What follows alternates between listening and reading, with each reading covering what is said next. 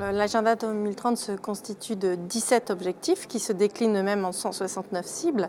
Ils ont été adoptés le 25 septembre 2015 par 193 États au siège de l'ONU à New York. Il crée une synergie en réalité entre les trois piliers fondamentaux que sont l'environnement, l'économie et le social, selon la définition qui avait été apportée en 1997 par le rapport Brundtland, notre avenir à tous. Alors malheureusement, je dois bien dire que même si sur certains objectifs on est assez avancé, Antonio Guterres, le secrétaire général de l'ONU, a regretté l'année dernière lors du forum qu'on était en retard sur certains et voire même en recul parfois dans ce domaine. En réalité, l'agenda 2030 reste encore assez méconnu du public. Par exemple, en France, l'association 4D a fait récemment un sondage qui montre que 6% seulement des Français connaissent les objectifs de développement durable. Donc nous avons encore du travail.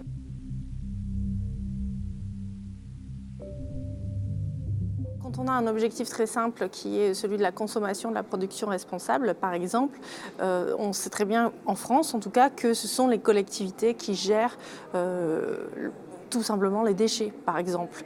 Donc l'économie circulaire, elle est là, elle est sur nos territoires au plus quotidien en fait de nos citoyens. Donc là, ils peuvent mettre en place différents plans. On a des collectivités en France qui sont très engagées, aussi bien en Occitanie ou même ici à Strasbourg, puisque nous sommes à Strasbourg, on a une municipalité qui est très engagée dans les développements durables. Il s'agit à la fois de demander à nos gouvernements d'élaborer des stratégies, des politiques publiques en rapport avec les objectifs de développement durable, de rendre compte devant les parlements de l'avancée dans ces objectifs, des choses très simples comme aligner le budget sur les objectifs de développement durable comme ça peut se faire en Finlande, d'analyser chaque loi au regard des objectifs de développement durable au préalable. Est-ce qu'elle est en accord, est-ce qu'elle est en désaccord?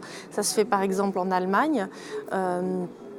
Après, il faut aussi que nous participions plus activement à la communication autour des objectifs de développement durable, je dirais. Il faut éduquer nos jeunes, il faut en parler à nos citoyens. C'est pour ça que dans ce cadre, moi, je mets en place un festival des objectifs de développement durable dans ma circonscription le 24 et 25 mai prochain. Ça va aller très court. Nous préconisons aussi que les États ratifient rapidement les accords internationaux qui peuvent faire avancer, progresser les objectifs de développement durable et que toujours les gouvernements associent à la fois les parlementaires et les collectivités locales à tout ce qui est travail autour des objectifs de développement durable. Par exemple, lors du prochain forum politique de haut niveau en juillet.